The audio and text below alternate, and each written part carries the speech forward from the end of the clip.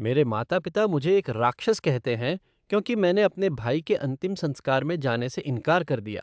सालों तक मेरे बड़े ने मेरी जिंदगी को नर्क बना दिया था। हर बातचीत एक जाल की तरह थी।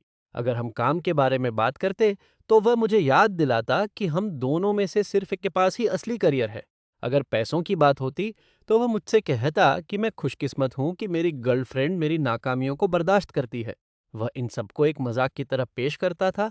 और अगर मैं परेशान हो जाता तो वह कहता था कि मुझ में सेंस ऑफ ह्यूमर ही नहीं है।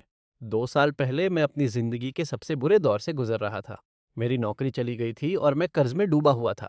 एक फैमिली डिनर पर उसने सिर्फ मेरा मजाक नहीं उड़ाया, बल्कि उसने सीधा मुझ पर वार किया। सबके सामने उसने हमारे माता पिता से कहा कि उन्होंने मुझे पालने में अपना समय बर्बाद किया और अगर वह उनकी जगह होता तो उसे मेरे जैसा बेटा होने पर शर्म आती। मैं वहां से उठकर चला गया और उसे ब्लॉक कर दिया। हमारी फिर कभी बात नहीं हुई।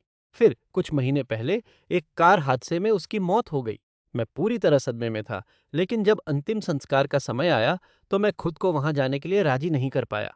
मैं वहां खड़े होकर यह दिखावा नहीं कर सकता था कि सब कुछ ठीक है, जबकि मेरी आखिरी याद यही थी कि उसने मेरी जिंदगी के सबसे बुरे समय में मुझे नीचा दिखाया था। अब मेरे माता पिता कहते हैं कि अंतिम संस्कार उसके लिए नहीं, बल्कि पीछे छूटे हुए लोगों के लिए था। उन्हें लगता है कि वहां न जाने की वजह से मैं एक बहुत बुरा इंसान हूँ। और अब मैं सोचने लगा हूँ कि क्या वे सही कह रहे हैं।